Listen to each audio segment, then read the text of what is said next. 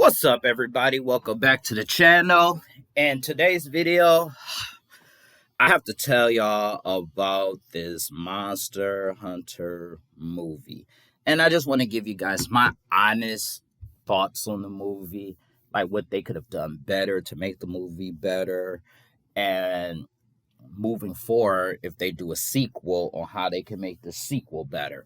But before I begin this video, I want you guys to hit that like button, hit that subscribe button, post a comment below as we continue our journey to 1 million subscribers, and show your boy some love. All right, this Monster Hunter movie, see, I'm giving it somewhat of a pass because fans of Monster Hunter know that Monster Hunter in general has no real plot point in its games. They don't have a real story. It's really you as the hunter got to stop the ecosystem from going haywire from a unknown monster or elder dragon.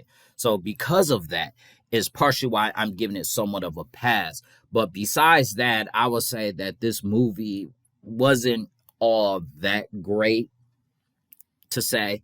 Now, I know some people want to know about the monsters. There's only 6 monsters in the movie. One of them don't show up until the very end of the movie. So throughout the whole movie, it's only 5 monsters, to be precise. And like I said, one of them don't show up to the very end of the movie.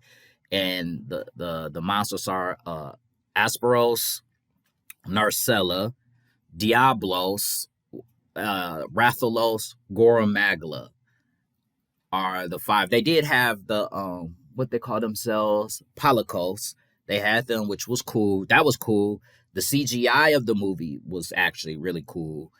It's just that the story and the storyline to it was a little bit suspect. And I gotta say this, T.I.'s acting was atrocious in this movie. Like, his acting, it was like, it felt forced that T.I. was in the movie. So I had a problem with T.I. being in the movie simply because it felt forced. Megan Good did a typical horror movie staple, which is, even though this is, I guess you could call it horror, is you run, and you're running from, like, they was running from Narcellus, and then all of a sudden, she just falls. Like, what? Why would you fall in the middle of these dark spiders getting ready to mess you up?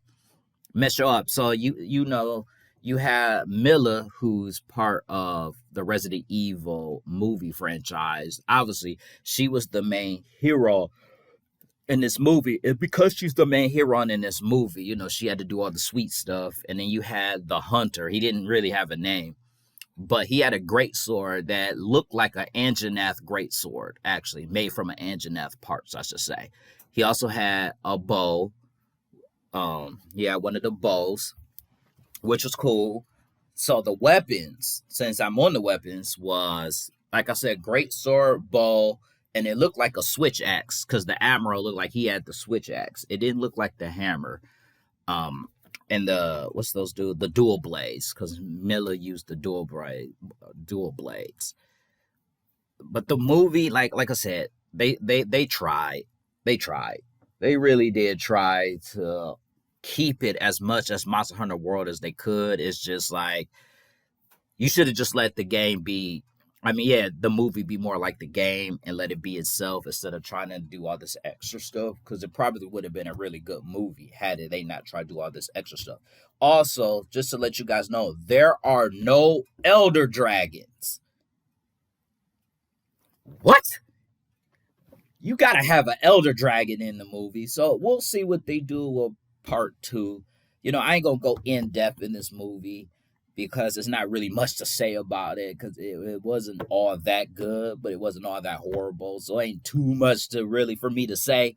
Besides that, I would just tell y'all, if you going to check this movie out, go in there with low expectation, very low expectation, and look for fun or just enjoy the monsters, because the acting and all that was atrocious. All right, y'all. Well, I'm going to let you guys go, and I will talk to you guys in the next one. Peace.